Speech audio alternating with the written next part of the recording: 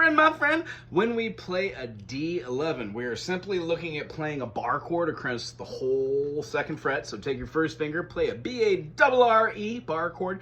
These are hard in the beginning, but they get a little easier. I know we all know chords like A minor.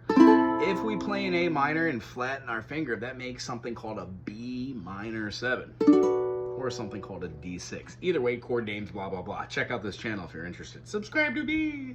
As far as this 11 chord, what I like to do is work on my fingerings and make them stronger. If you already haven't started following this channel and you haven't started this process for daily finger strengthenings, please do. I call these spider exercises, but they happen to be called a multitude of different things by a multitude of different teachers. The whole idea is to make your fingies stronger so you're able to traverse around the neck and then push down the notes on the nylon strings. So for this one, bar up the second fret and then play the third fret on the E and the A string with the secondary finger. Why is this a great chord to get to know? Because when you can play this chord with all of your fingers, that means that you can move it anywhere and put down yet another bar chord, and you can achieve this 11 chord anywhere. But for today, let's look at the D11. Barring up the second fret, I think this one feels super comfortable using the second finger. Why? Generally, 1, 2, 3, 4 align with the chords perfectly. F, G, you can even play G like this, you can play G like this. There are a multitude of ways to play different chords. When playing this chord, if we simply take this and we move this and we put our first finger on the G note, our secondary finger is going to jump all the way to the 5th fret. We're going to awkwardly go all the way up to the A, and then we're going to wrap our pinky around and stretch right to the 6th fret of that C string. I really enjoy this one. Plus, this one's horribly fun for the fingers. I got to say, once you start forming chords like this and you start feeling chords which feel weird, you will start using them. I'll swear. I'll swear. Well, I kind of swear. And then 7th fret.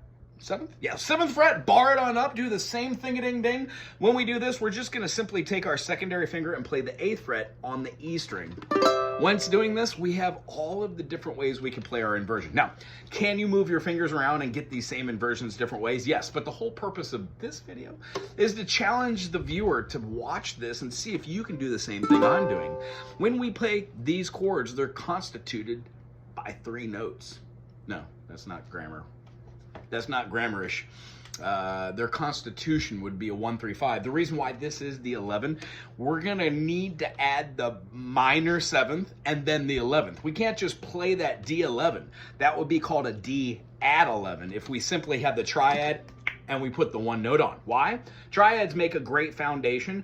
Once adding that 11th, sure, it sounds pretty cool, but by adding that flat 7 or the minor, oh my goodness, we're adding just a super stable foundation of 5 notes that work very well together. It's called tertiary harmony. In fact, all music is based off of tertiary harmony. So when playing these, try and work on the different fingering shapes. And remember, you can always do like half steps into it.